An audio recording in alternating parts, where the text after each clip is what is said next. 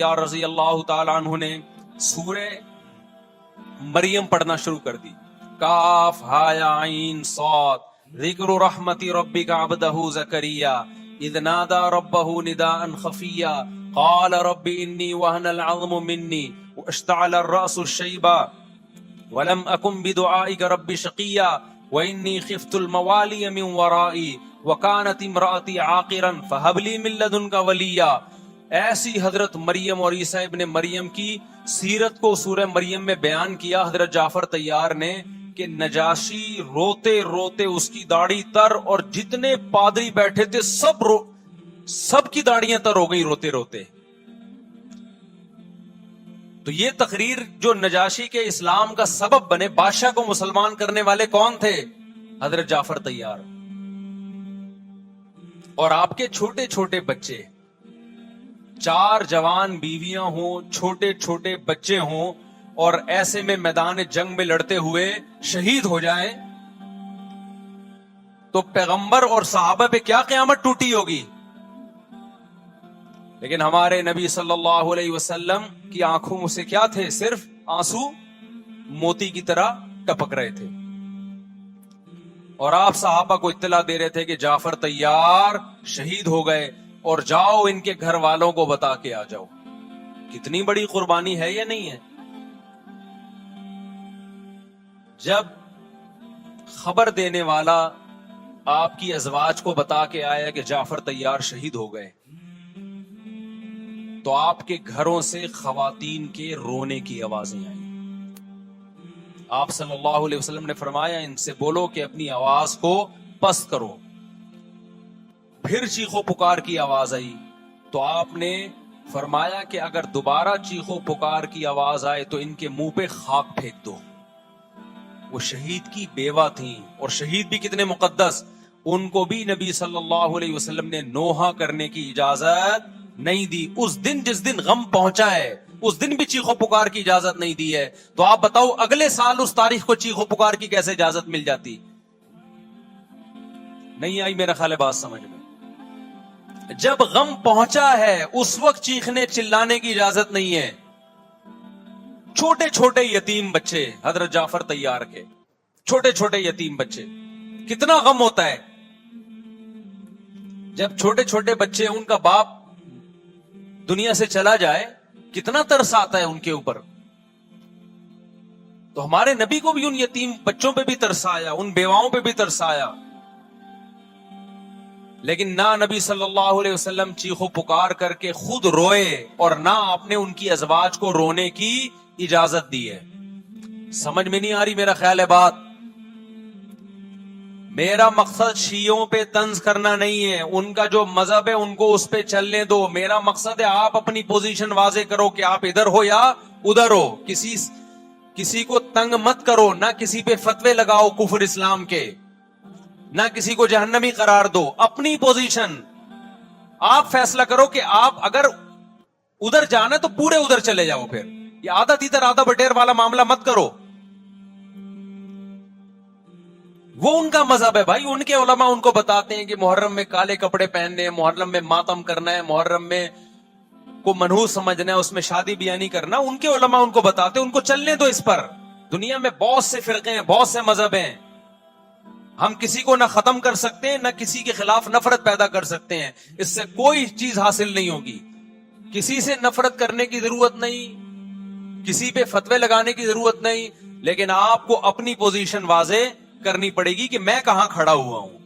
اگر آپ سنی ہو تو پھر اہل سنت والجماعت صحابہ تابعین کو فالو کرتے ہیں، حدیث کو فالو کرتے ہیں. اور حدیث میں ہمیں ماتم کرنا، نوحہ کرنا، گریبان چاک کرنا اس کی پرمیشن نہیں ہے، بلکہ اس سے روکا گیا ہے. اس عمل کو حرام اور ناجائز قرار دیا گیا ہے. بات آ رہی ہے سمجھ میں؟ باقی جو شیعہ حضرات کرتے ہیں، ہمارے دوست ہیں شیعہ، میں مذاق میں نہیں کہہ رہا، ملتے ہیں ہم سے. میں کبھی ان سے مذہب کے ٹاپک پہ بات نہیں کرتا، نہ ان کو کبھی چھیڑتا ہوں کہ آپ یہ کیوں کر رہے ہو، یہ کیوں نہیں کر رہے. بھائی اس کا مذہب ہے، وہ اس کا فرقہ ہے، جو کرنے دو اس کو. ہم نہیں کرتے کیونکہ ہم اہل سنت والجماعت میں. سمجھ میں آ رہی ہے بات کہ نہیں آ رہی؟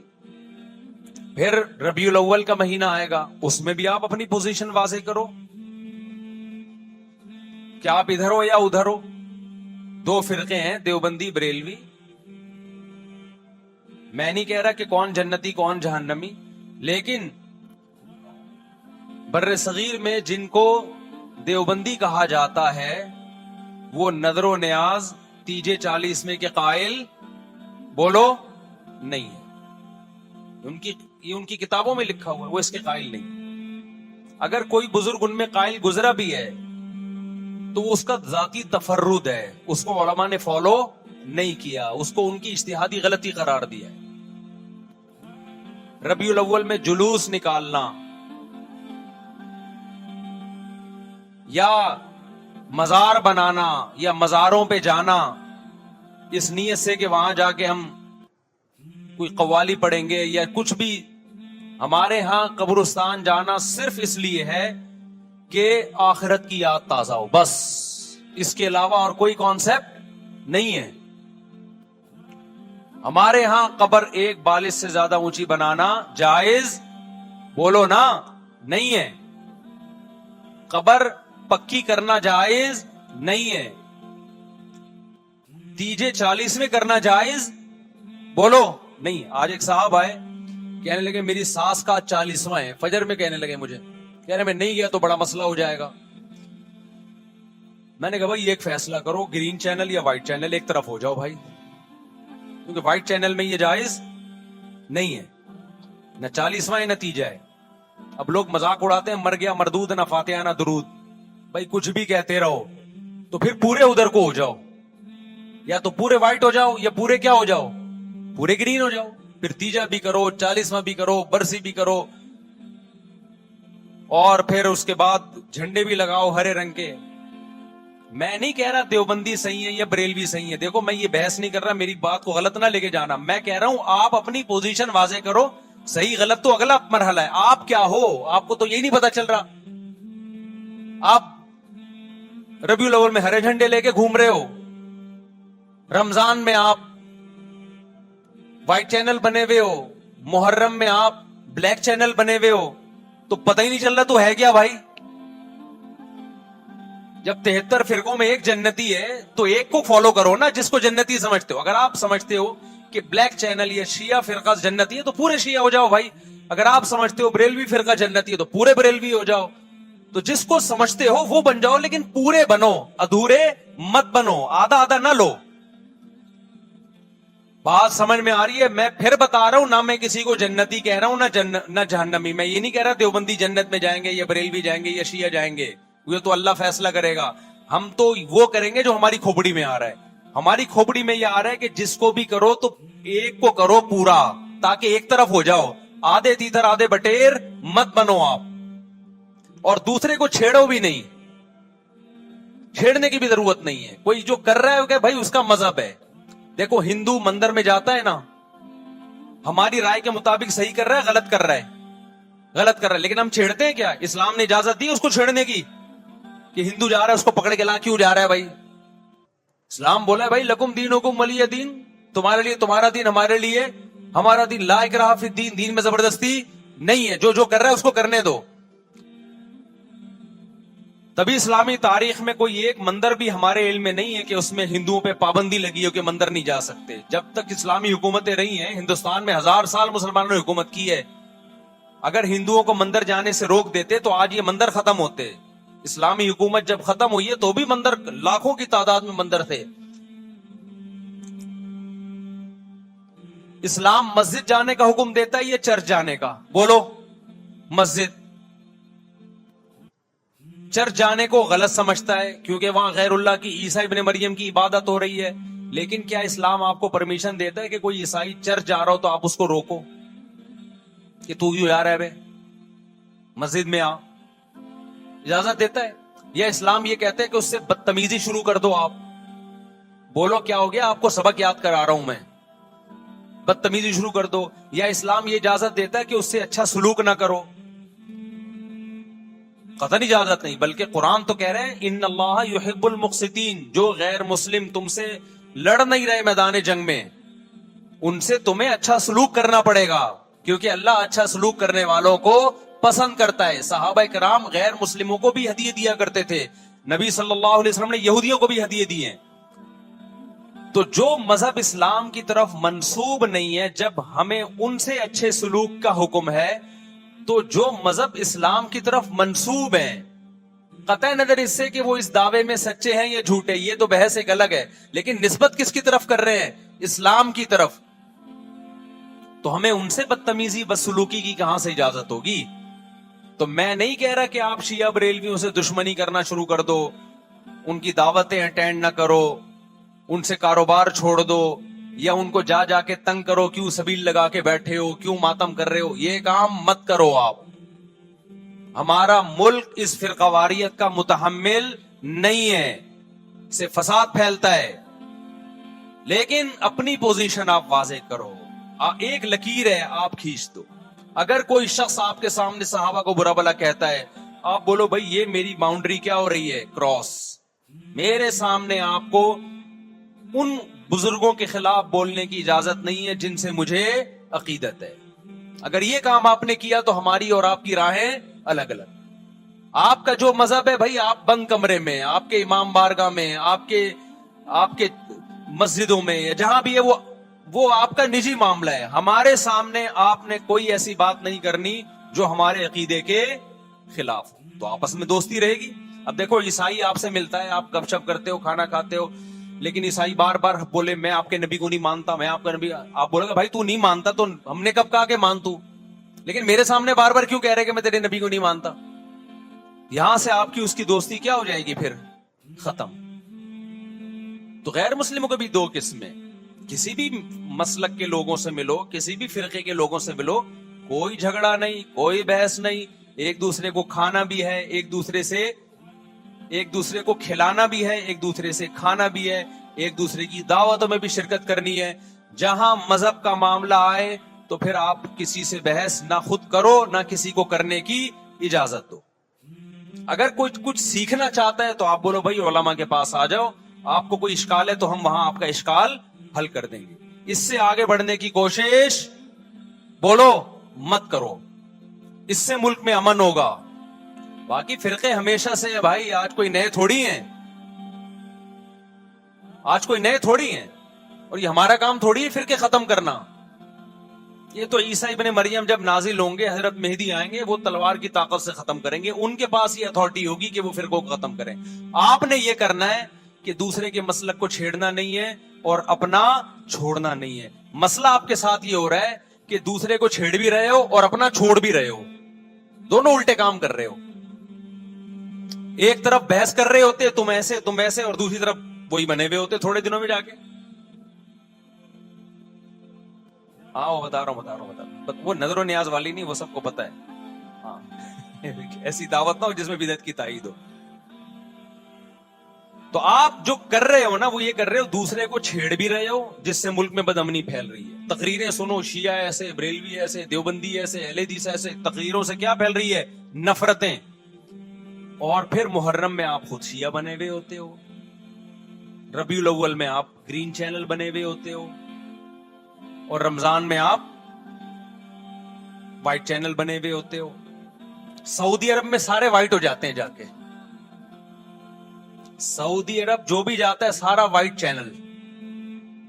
پیغمبر کی قبر پہ کوئی دھمال نہیں, کوئی قوالیاں نہیں, وہاں کھڑے ہوں گے تمیز سے سلام پیش کر کے آگے نکل جائیں. وہاں کوئی چیخو پکار نہیں, وہاں جا کے سارے کیا ہو جاتے ہیں؟ وائٹ, کیونکہ وہاں حکومت کا ڈنڈا ہے. ٹھیک ہے, تو گورنمنٹ کے پاس تو یہ اختیار ہے بھائی ڈنڈا چلائے, ہمارے پاس یہ اختیار نہیں. ہم تو تمیز سے بات کریں گے, سمجھائیں گے, محبتیں پھیلائیں گے, کیونکہ جب عوام ڈنڈا چلاتی ہے تو اس سے اصلاح کم اور فساد زیادہ ہوتا ہے. تو میں بار بار کہہ رہا ہوں بھائی دوستیاں رکھو, کوئی دفتروں میں شیعہ سنی لڑائی نہ ہونے دو, یہ غلط ہے. محبتیں پھیلاؤ لیکن مسلک کو چھوڑنا نہیں ہے. جب کوئی آپ سے کہے محرم میں یہ کام کرو, بولو بھائی ہم چونکہ اہل سنت والجماعت میں سے ہیں, ہم چونکہ سنی ہیں, لہذا ہمارے ہاں کوئی مہینہ ہمارے مذہب کے مطابق منحوس نہیں ہے. پھر کوئی آپ کو اصرار کرے نہیں یہ نہیں یہ نہیں یہ, آپ بولو بھائی ہم تم پہ اپنا مسلک تھوپ رہے ہیں کیا؟ تم जुलूस निकालते हो, तुम मातम करते हो, हम तो नहीं तुम्हें रोकते आके, बल्कि गवर्नमेंट तुम्हें तहफुज देती है, सिक्योरिटी देती है गवर्नमेंट तुम्हें। तो जब हम अपना मसलक तुम पे नहीं थोपते तो तुम अपना मसलक हम पे क्यों थोप रहे हो भाई? तो हम मुहर्रम में भी शादी करेंगे, रबीउल अव्वल में भी करेंगे, सफर में भी करेंगे, रमजान में भी करेंगे। हमने तो 4 करनी है, हम महीनों के हिसाब से शुरू कर दें तो फिर हमारे तो बड़े मसले हो जाएंगे भाई। समझ में आ रही है बात कि नहीं आ रही? हजरत जाफर तैयार अहले बैत में से थे, कितनी ज़ौजात थी? 4 थी। हजरत अली की कितनी थी एक वक्त में, हजरत फातिमा के दुनिया से जाने के बाद? 4 थी। ये भी है सुन्नत में, निकाह को फरोग दो, ये अहले बैत का तरीका है ताकि सोसाइटी में जिना कम हो, बेवा तलाक याफ्ता औरतों को ठिकाना मिले। खैर, तो अब मैं बात समेट के खत्म कर रहा हूं। लोग कहते हैं मुहर्रम में हम निकाह क्यों करें भाई? फर्ज वाजिब तो नहीं है ना, चलो हराम नहीं है लेकिन फर्ज भी तो नहीं है ना। लोग ये भी कहते हैं, देखो जब कुरान ने किसी चीज को हलाल करार दिया हो ना, तो कुरान इसको पसंद नहीं करता कि आप अमलन उसको हराम कर दो। देखो मुशरिकीन मक्का क्या करते थे, बुतों के नाम पे जानवर छोड़ते थे, फिर उनका गोश्त नहीं खाते थे। अल्लाह ने फरमाया कि तुमने खुदा की हलाल करदा चीज को कैसे हराम कर दिया तुमने? नबी सल्लल्लाहु अलैहि वसल्लम ने कसम उठाई, मैं शहद नहीं खाऊंगा। आपने फरमाया लिमा तुहर्रिमु मा अहल्लल्लाहु लक, ऐ नबी जो चीज अल्लाह ने आपके लिए हलाल कर दी आप कैसे अपने ऊपर हराम कर रहे हैं? इससे पता चलता है कि अगर आप मुहर्रम में निकाह करना चाहते हैं लेकिन आप ये सोच के डिले कर देते हैं कि भाई इस महीने में लोग निकाह को बुरा समझते हैं, तो ये डिले करना आपके लिए नाजायज होगा। क्योंकि लिमा तुहर्रिमु मा अहल्लल्लाहु लका, अल्लाह ने जिस चीज को तुम्हारे लिए हलाल किया, तुमने किस दलील की बेस के पर अपने ऊपर पाबंदी लगाई है उस पर? एक तो है ना किसी को शादी का ख्याल ही सफर में आ रहा है, रबीउल अव्वल में आ रहा है, वो तो एक अलग बात है, लेकिन उसका निकाह मुहर्रम में होना था। सिर्फ मुहर्रम की वजह से वो डिले कर रहा है कि जी मैं रबीउल अव्वल में लेके जाऊंगा। ये डिले करना कुरान और सुन्नत पे ज्यादती है या नहीं है? ये अल्लाह के हलाल को अमलन हराम करना है या नहीं है? नहीं है बात समझ में? फिर अगर कोई शिया आपसे कहता है कि भाई आप हमें छेड़ने के लिए काम कर रहे हो, आप बोलो नहीं भाई हम आपको छेड़ने के लिए नहीं कर रहे, आपका मसलक है, आप उस पर अमल करें, हमें उस पर कोई एतराज नहीं है। लेकिन हम किसके पर अमल करेंगे? हम अहले सुन्नत वल जमात हैं। कितने सहाबा हैं, खुद नबी की निकाह मुहर्रम में हुआ है। और वैसे भी हमारे यहां शहादत एक मनहूस अमल नहीं है, शहादत एक मुबारक अमल है। 10 मुहर्रम पहले से फजीलत वाला दिन था, मुहर्रम पहले से फजीलत वाला महीना था। हुसैन इब्ने अली की शहादत से इस महीने के तकद्दुस को 4 चांद लग गए और मुकद्दस हो गया ये महीना। ये कैसी बात है जो शहादत का दिन हो हम उसको मनहूस करार दे दें? भाई हमारा ये जिगरा नहीं है। समझते हो कि नहीं समझते हो? तो इसलिए मुहर्रम में अगर किसी ने निकाह करना है उसको डिले मत करो मेरे भाई। लोग कहते हैं फर्ज तो नहीं है ना, आप अगर उसके नहूसत मनहूस होने की वजह से डिले कर रहे हो तो फिर आप पे फर्ज होगा करना। क्यों? इस आयत की रोशनी में लिमा तुहर्रिमु मा अहल्लल्लाहु लका, ऐ नबी जिस चीज को अल्लाह ने हलाल करार दिया आप किस दलील की बेस पे उसको अपने ऊपर हराम करते हैं? समझते हो कि नहीं समझते? तो इसी तरह ये जो बाकी काम मुहर्रम में हो रहे हैं, मरसिये सुन रहे हैं लोग, नोहे सुन रहे हैं, रक्शे वालों ने भी लगाए हुए हैं, तो भाई शिया हजरात का मसला कि उनको करने दो, आप ये अमल मत करो। अगर आप सुन्नी हो तो फिर अहले सुन्नत वल जमात के यहां मैयतों पे रोने के मरसिये ये जायज नहीं है, क्योंकि इससे गम बढ़ता है। हमारे नबी ने जाफर तैयार रज़ी अल्लाह अन्हा की ज़ौजा को, जिनका हकीकी गम था उस वक्त, उनको नहीं रोने दिया, तो हमें कैसे आप सल्लल्लाहु अलैहि वसल्लम चीखो पुकार की इजाजत देंगे?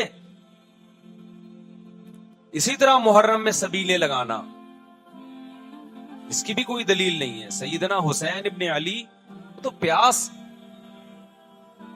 जुल्म से शहीद हुए। वो एक तरफ आप कहते हैं वो प्यासे थे, उनको पानी नहीं मिला, दूसरी तरफ आप اس دن میں لوگوں کو پانی پلا رہے ہیں تو اس کی لاجک بھی نہیں بنتی کوئی.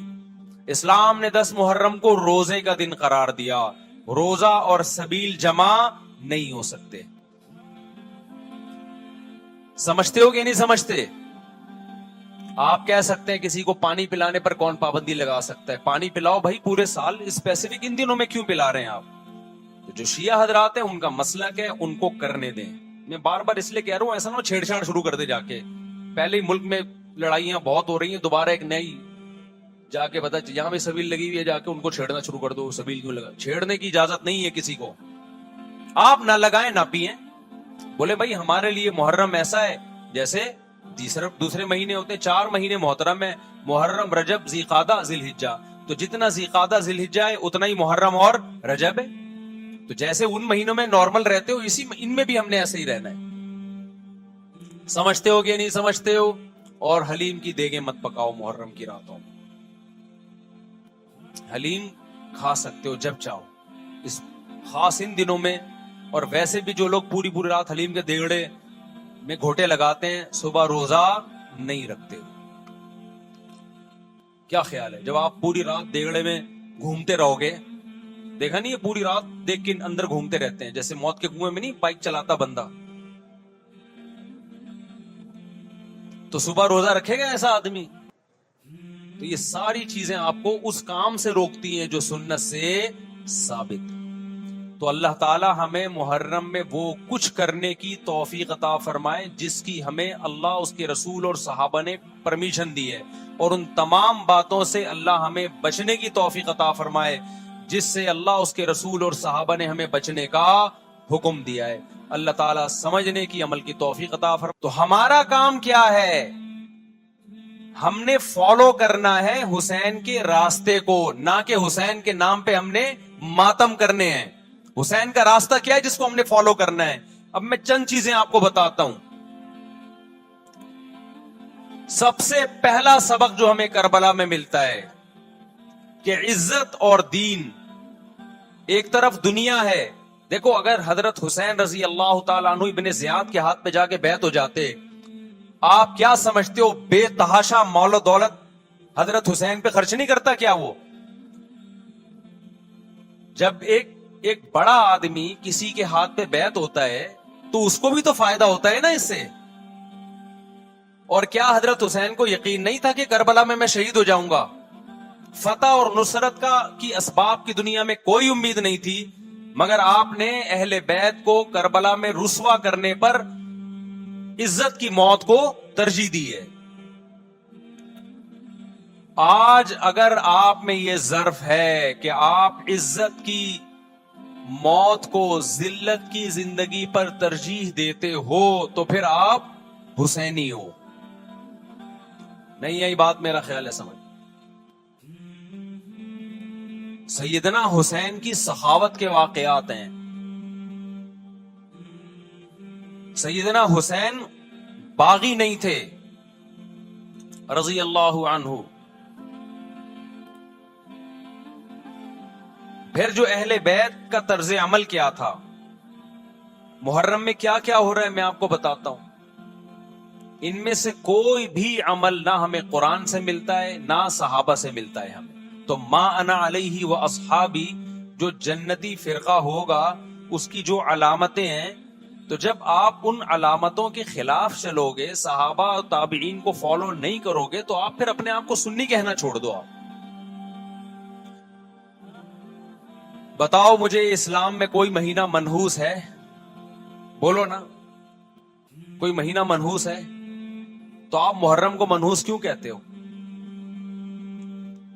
لوگ مجھے کہتے ہیں مفتی صاحب فرقواریت پھیلا رہے ہیں. دیکھو فرقواریت جب پھیلا رہا ہوں جب میں کسی فرقے کے خلاف آپ کو کر رہا ہوں. میرے بیان شیعہ لوگ بھی سنتے ہیں، ملتے بھی ہیں. بہت دفعہ ایئرپورٹ پہ ملاقات ہوئی، بڑی عزت سے ملے، میں شیعہ ہوں لیکن آپ سے محبت کرتا ہوں. یہاں مسجد میں بھی آتے ہیں. میں نے کبھی کسی پہ طنز نہیں کیا. اس لیے میں بار بار کہتا ہوں جو شیعہ کا مذہب ہے اس کو کرنے دو. وہ سبیلے لگاتے ہیں، آپ ان کو مت چھیڑو، جا کے تنگ نہ کرو ان کو. وہ ماتم کرتے ہیں، آپ ان کو مت چھیڑو. وہ نوحے کرتے ہیں، وہ نوحے پڑھتے ہیں، آپ ان کو مت چھیڑو, لیکن آپ اپنی پوزیشن واضح کرو کہ آپ شیعہ ہو یا آپ سنی ہو. آپ تو ایک طرف ہو جاؤ نا. محرم میں اگر آپ مرثیے لگا کے گھوم رہے ہو گاڑیوں میں, اٹ مینز آپ سنی نہیں ہو. آپ نبی صلی اللہ علیہ وسلم کی حدیث ہے ہمارے پاس, ہم اہل سنت والجماعت ہیں, ہم سنت کو فالو کرتے ہیں. تو سنت کیا کہتی ہے؟ میتوں پہ گریبان چاک کرنا, میتوں پہ چیخو پکار کر کے رونا. آپ نے فرمایا لیس منا, وہ ہم میں سے نہیں ہے. اور اس عمل پہ آپ صلی اللہ علیہ وسلم نے لعنت فرمائی ہے. لوگ کہتے ہیں حسین کی یاد میں رونا نبی کی سنت ہے. نبی صلی اللہ علیہ وسلم کو جب جبریل نے بتایا کہ حسین شہید ہوں گے, آپ روئے, اس لیے کہ اس وقت آپ کو یہ خبر ملی تھی. لیکن کیا ہر محرم میں آپ نے رونے کا پروگرام کیا ہے, یا صحابہ کو بیٹھ کے باقاعدہ رلایا ہے آپ نے؟ کیا ہو گیا بھائی؟ آپ کو بھی جب کربلا کا واقعہ کی خبر ملی, آپ کی آنکھوں میں آنسو آ جائے, یہ نیچرل ہے, یہ حسین سے محبت کی علامت. لیکن ہر محرم میں باقاعدہ بٹھا کے رونے کا پروگرام کرنا, یہ حسین سے محبت کی علامت نہیں ہے, بلکہ شریعت میں ناجائز ہے یہ غموں کو بڑھانا.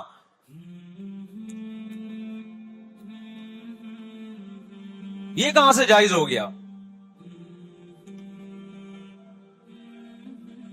حضرت عثمان بھی تو شہید ہوئے تھے, نبی صلی اللہ علیہ وسلم کے داماد تھے. ان کی یاد میں آپ رونے کو سنت کیوں نہیں کہتے؟ ہماری نظر میں حسین کا قتل بھی بہت بڑا ظلم, اور سیدنا عثمان کا قتل بھی بہت بڑا ظلم تھا. دونوں مظلوم تھے, دونوں مظلوم شہید تھے. ہمیں دونوں کی شہادت پہ غم ہے, لیکن اب اس غم کو مناتے نہیں ہے. اسلام میں غم منانا سنت نہیں ہے. دیکھو جعفر طیار رضی اللہ عنہ, نبی کے چچا زاد بھائی, اہل بیت, جب آپ صلی اللہ علیہ وسلم نے ان کو لڑائی کے لیے میدان جنگ میں بھیجا, رومیوں سے لڑائی تھی. حضرت جعفر طیار کی 4 بیویاں تھیں. جب نبی صلی اللہ علیہ وسلم مسجد نبی میں بیٹھے, آپ کو فرشتوں نے اطلاع دی کہ جعفر طیار شہید ہو گئے. آپ صلی اللہ علیہ وسلم کی آنکھوں سے آنسو. یہ آنسو اس وقت نکلے جب عین شہادت کی اطلاع ملی ہے. اس وقت آنسوؤں کا نکلنا محبت کی علامت ہے. آپ نے صحابی رسول کو بھیجا کہ جاؤ آپ کی زوجات کو, بیویوں کو جا کے خبر دو کہ جعفر طیار شہید ہو گئے. کیا قربانی تھی صحابہ کی. آپ دیکھو ایسے جوان تھے جعفر طیار, خوبصورت جوان. غزوہ بدر میں جب مشرکین مکہ نے یہ نعرہ لگایا کہ حلم مبارز, 3 سردار آئے, انہوں نے کہا پہلے تمہارے اندر سے 3 بہادر آئے, ہم سے لڑیں. دیکھو عربوں میں یہ ہوتا تھا کہ جب جنگ کے لیے 2 فوجیں آمنے سامنے کھڑی ہوتی تھی تو پہلے دونوں طرف کے بہادر ترین لوگوں کی لڑائیاں ہوتی تھی, کہ جب تک دونوں میں سے ایک قتل نہیں ہوگا لڑائی شروع نہیں ہوگی. تو آپ کو پتا ہے کہ اس میں بہادر ترین لوگ نکلیں گے نا, جو لڑنا جانتے ہوں.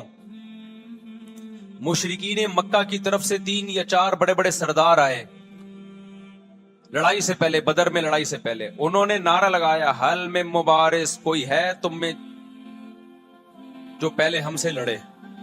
یعنی ادھر سے ہم 3 ہیں تو ادھر سے بھی کتنے چاہیے؟ 3 بندے. ادھر سے انصار صحابہ آئے. مشرکین مکہ نے کہا لیسو بی اکفائنا, یہ ہمارے جوڑ کے نہیں ہیں, قریشی ہاشمی چاہیے ہمیں, ہمارے نسب کے لوگ ہونے چاہیے. تو ادھر سے نبی صلی اللہ علیہ وسلم نے حضرت علی کو بھیجا اور حضرت جعفر طیار کو بھیجا. جن صحابہ کو بھیجا ان میں حضرت جعفر طیار بھی تھے. حضرت جعفر طیار رضی اللہ تعالی عنہ اور سیدنا علی مقابلے میں غالب آ گئے. خوبصورت صحابی, نجاشی کے سامنے آپ نے تقریر کی ہے, ہجرت کی ہے نا جب حبشہ کی طرف, تو نجاشی نے پوچھا جعفر طیار سے کہ تمہارے پیغمبر جو کلام لے کر آئے ہیں وہ سناؤ. حضرت جعفر طیار